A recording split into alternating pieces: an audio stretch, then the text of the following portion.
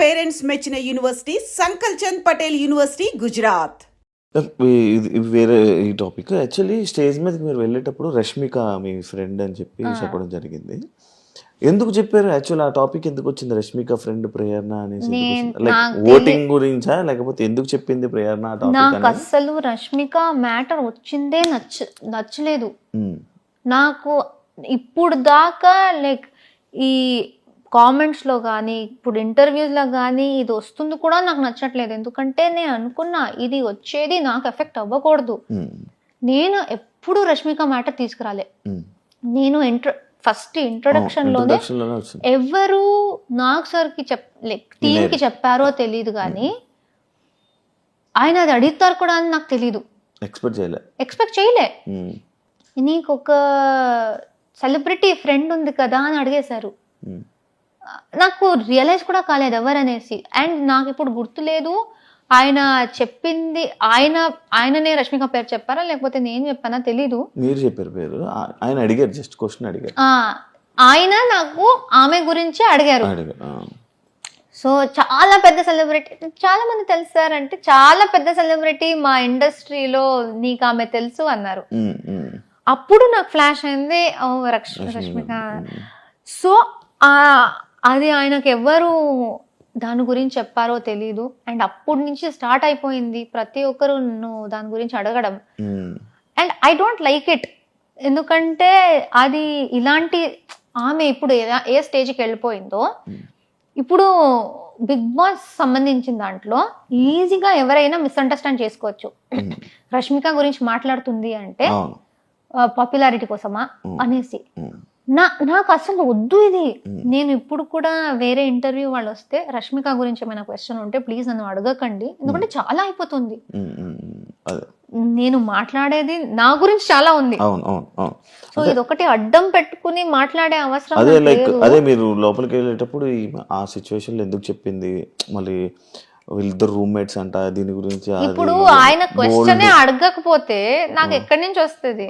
So వాళ్ళు అది ఎందుకు క్రియేట్ చేశారు? ఇప్పుడు సూర్య గారు వస్తే కూడా, సూర్య గారు వచ్చారు, ప్రతి ఒక్కరి గురించి వాళ్ళు ఇంట్రొడక్షన్ ఇచ్చారు. వీళ్ళు యూట్యూబ్ చేస్తారు, వీళ్ళు డాన్స్ చేస్తారు. నా మీద వచ్చినప్పుడు ఈమె రష్మిక చైల్డ్హుడ్ ఫ్రెండ్ అన్నారు. అసలు అప్పటి కూడా అనుకున్నా, అరే ఎందుకు అక్కడ ఎందుకు అది చెప్తున్నారు అనేసి. సో అది చాలా పాయింట్స్ లో అరే అవసరం లేదు కదా అనే పాయింట్స్ లో కూడా దాని గురించే మాట్లాడారు. సో ఐ డోంట్ నో, అంతే. అనుకున్నా అది వస్తూనే ఉంటది టాపిక్, అది వస్తూనే ఉంటది. ఎందుకంటే అది పెద్దది. ఇంకెక్కడి నుంచి అది కంటిన్యూ అవుతుంది. ఏం చేస్తారు మరి? ఇగ్నోరా? అంతే, ఇలా ఇగ్నోర్ నవ్వేసి అలా తెలిసేయడం. హౌస్లో ఎవరిని బ్లాక్ చేసుకోవాలి, ఎవరిని ఫ్రెండ్ చేయాలి అన్న సిచ్యువేషన్లో వస్తే అందరినీ ఫ్రెండ్ చేసుకొని సోనియాని మాత్రం అలాంటి పర్సన్ నా లైఫ్లో వద్దు ఇది అని చెప్పి మీరు చెప్పడం జరిగింది. కానీ మీరు సోనియా పెళ్ళికి వెళ్ళారు. ఎలా? ఇది నాకు అర్థం కాల. నేను ఫస్ట్ ఆఫ్ ఆల్ వాళ్ళు మాకు చెప్పింది ఏంటంటే, మీరు ఫాలోలో మినిమం ఒకటి పెట్టేసి ఎంతమైందనే పెట్టొచ్చు, బ్లాక్ లో 100% ఖచ్చితంగా ఒక్కరు ఉండాలి అని చెప్పారు. అండ్ బిగ్ బాస్ చెప్పిన మాట ఏంటంటే, మీరు ఎవరిని పడట్లేదో, ఎవరిని మీరు హౌస్ తర్వాత కలవకూడదు అనుకుంటున్నారో వాళ్ళని ఇక్కడ పెట్టండి అని ఆయన అనౌన్స్ చేశారు. ఆయన అనౌన్స్ చేసిందే నేను రిపీట్ చేశాను, నేను కలవకూడదు అనుకుంటుంది అనేసి ఇలా పెట్టాను. కానీ అది అక్కడ ప్రక్రియ చేయాలి. సో ఉన్న వాళ్ళలో నేను అందరినీ పెట్టలేదు, నేను 7 or 8 మెంబర్స్ నే పెట్టాను. అంటే ఈమెను మెన్షన్ చేశారు కదా, లైక్ ఎవరినైనా కలుస్తాను కానీ ఈమెను అయితే ఎవరినైనా కలుస్తాను అని చెప్పలేదు. బట్ అది ఎంత వచ్చిందో తెలీదు. ఐ సెడ్ కొంతమందిని పెట్టేసి వీళ్ళతో నాకు మంచి బాండ్ వచ్చింది, వీళ్ళని పక్కాగా కలవాలి అనుకుంటున్నా, ఎందుకంటే ఈ బాండ్ కంటిన్యూ అయితే చాలా బాగుంటది అనిపిస్తుంది. బట్ అలానే అప్పుడే ఆమె మళ్ళీ హౌస్ బయట నుంచి వచ్చి మళ్ళీ నామినేషన్స్ లో నాకు చాలా గట్టిగా చాలా చాలా నెగిటివ్ గా మాట్లాడింది. సో అక్కడ ఉన్న వాళ్ళలో నేను ఖచ్చితంగా ఒకరిని పెట్టాలి అంటే నేను సోనియాని పెట్టాను. అండ్ చెప్పేది కూడా బిగ్ బాస్ ది బాయ్స్ దే నేను క్యాచ్ చేసి అదే విధంగా చెప్పాను కాబట్టి ఇట్ వాస్ లైక్ నేను ఇప్పుడుకి కలవను ఈ అమ్మాయినే అనేసి ఉంది. దాని తర్వాత బయటికి వచ్చాక ఇప్పుడు ఫినాలే వచ్చి నేను సోనియాది ఇమిటేషన్ చేశాను స్టేజ్ మీద నాగ్ సార్తో, సోనియాతో మాట్లాడాను, అదంతా ఓకే. పెళ్లి గురించి తెలిసింది. నేను అన్నాను నేను వెళ్ళను ఎందుకంటే బాగుండదు, ఇప్పుడే అది బ్లాక్ది అంతా అయింది, ఎంత నేను అది ఒక బిగ్ బాస్లో చెయ్యాలి అనుకున్న ప్రక్రియ అని నేను ఎంత చెప్పినా అది బాగుండదు. ఎందుకంటే డెఫినెట్లీ ఎవరో ఒక్కరైనా వస్తారు. నువ్వు బ్లాక్ లో పెట్టావు కదరా, ఎందుకు అంటే ఫేక్ గా ఉన్నావా అలా వచ్చేస్తుంది. బ్లాక్ లో నేను జస్ట్ పెట్టాలి ప్రక్రియ కాబట్టి పెట్టాను. సో నేను చెప్పాను, నేను శ్రీపద్కి చెప్పాను, మా నాన్నకి చెప్పాను. సోనియా మా నాన్నకు కూడా ఇన్విటేషన్ ఇచ్చింది. దగ్గర నుంచి యశ్వీర్ అండ్ సోనియా ఇద్దరు నాన్నని పిలిచారు, శ్రీపద్ని పిలిచారు, నేను బయటకు వచ్చినప్పుడు నన్ను పిలిచారు. అది బ్లాక్ గురించి టెలికాస్ట్ అయిన తర్వాత కూడా సోనియా నాకు పర్సనల్ గా మెసేజ్ చేసి ప్లీజ్ పెళ్లికి రా, నీకు వీలైతే రా, నువ్వు శ్రీపద్ రా అన్నారు. సో అక్కడ లోపల ప్రక్రియ గురించి నేను అది నిజంగా నాకు కొన్ని ఆమె నాకు నామినేషన్లో చెప్పింది అదంతా నచ్చలేదు, నేను ఆ వేలో పెట్టాను. బట్ పాపం ఆమె ఆ బ్లాక్ చూసి కూడా పిలుస్తుంది. అండ్ మా నాన్న శ్రీపద్ కూడా ఏం కాదులే, ఇట్స్ ఓకే, అది బిగ్ బాస్ అని లైక్ అర్థం చేసుకుంటారు, ఎందుకైంది వెళ్దాం రా, వెళ్ళి అందరినీ కలిసేసి వచ్చేద్దాం పర్లేదు అంటే వెళ్దాం. కే బ్యాచ్ మొత్తం గ్రూప్ గేమ్ ఆడారు అని చెప్పి ఒకటి బయట స్ప్రెడ్ అవుతుంది, బయట జనాలందరికీ అలా ఒకటి క్రియేట్ చేశారు. దానికి మీరు ఏం చెప్పాలనుకుంటున్నారు? నేను ఇంట్లో మాట్లాడేది ఏ భాష?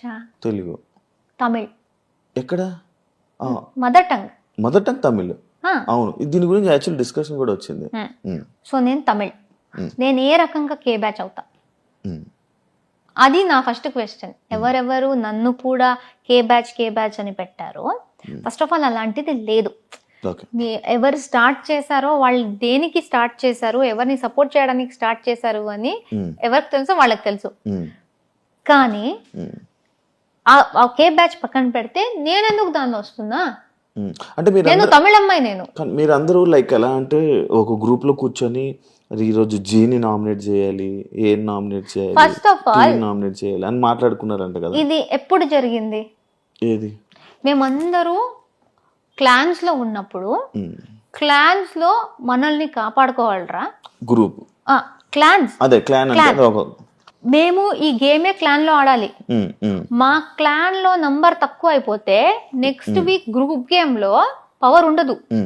ఎందుకంటే గ్రూప్ మొత్తం ఎదుటి మా దాంట్లో నుంచి 8 ఉన్నాం వైల్డ్ కార్డ్స్ వచ్చినప్పుడు. సీత మణికంఠ ఇద్దరు వెళ్ళిపోయారు, మా దాంట్లో 6 ఉన్నారు, వాళ్ళ దాంట్లో 8 ఉన్నారు. మళ్ళీ ఒకరు మన వాళ్లే మా మీదే వేసుకుంటే మేము వెళ్ళిపోయే ఛాన్స్ ఉంది. వాళ్ళు 8 ఉంటారు, మేము 5 ఉంటాం. గ్రూప్ గేమ్ ఆడాలంటే వాళ్ళకి పవర్ ఉంది, మాకేం లేదు. సో బిగ్ బాస్ చెప్పింది క్లాన్ గేమే, బిగ్ బాస్ 8 అనేది క్లాన్ గేమే. సో మేమేమనుకున్నాం, అక్కడ నబీల్ కూడా ఉన్నాడు, ఇట్ ఈస్ ఈజీ. కానీ అక్కడ మాట్లాడుకున్న దాంట్లో నబీల్ ఉన్నాడు, నబీల్ని కూడా కే బ్యాచ్ లో పెడుతున్నారా? ఆ భాషది ఎందుకు వస్తుందో నాకైతే చాలా ఇరిటేట్ అవుతుంది. ఎందుకంటే అందరూ తెలుగు బిగ్ బాస్కి వచ్చాం, బట్ ఈ సీజన్ మొత్తం ఇదే నేమ్ నడిచింది మొత్తం లాస్ట్ వరకు. అలా చూస్తే మీరు ఇండస్ట్రీ వాళ్ళని బ్లేమ్ చేయండి. ఇప్పుడు అక్కడి నుంచి కర్ణాటక నుంచి ప్రొడ్యూసర్స్, డైరెక్టర్స్ వాళ్లే కదా కన్నడ వాళ్ళని తీసుకొచ్చి ఇక్కడ పని ఇప్పిస్తున్నారు, ఇక్కడ పని చేస్తున్నారు. ఇక్కడ పని చేసి తెలుగు ఆడియన్స్ కి నచ్చితేనే కదా వీళ్ళు పాపులర్ అయ్యారు. ఆ నచ్చితేనే కదా బిగ్ బాస్ వాళ్ళు కూడా అప్రోచ్ అయ్యి వీళ్ళు బాగున్నారు అని పెట్టారు. మీ షో కేబీకేజీ తర్వాత మీకు మీ టాస్క్ లో అక్కడ బాగా ఆడి మీ పర్ఫార్మెన్స్ నచ్చి మీకు మంచి ఆఫర్ వచ్చింది అంటున్నారు, రైటేనా? నిజమేనది?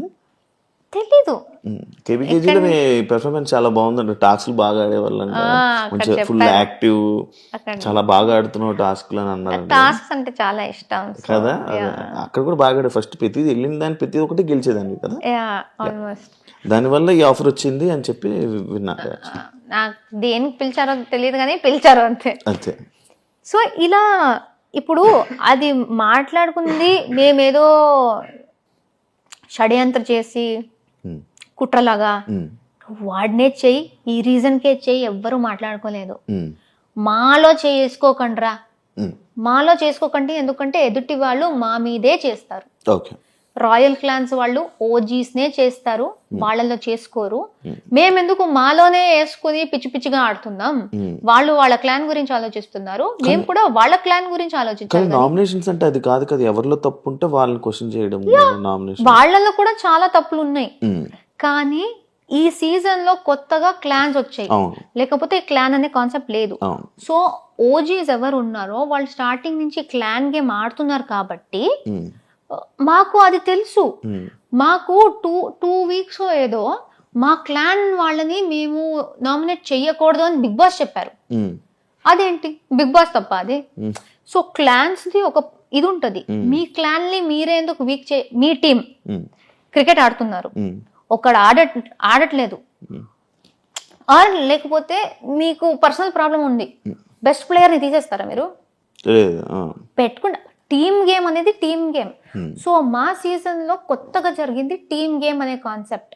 అది బయట కొత్తది కాబట్టి అందరికి అర్థం కాలేదు. మా టీం ని మేము ప్రొటెక్ట్ చేసుకోవాలి, ఎంత గొడవ అయినా మాలో మేము మాట్లాడుకుని సార్ట్ చేసుకోవాలి. కానీ మా టీం ని వీక్ చేయాలి, ఒకరిని తీసేయాలి అనుకుంటే మాకే ప్రాబ్లం, అది సర్వైవల్ ప్రాబ్లం.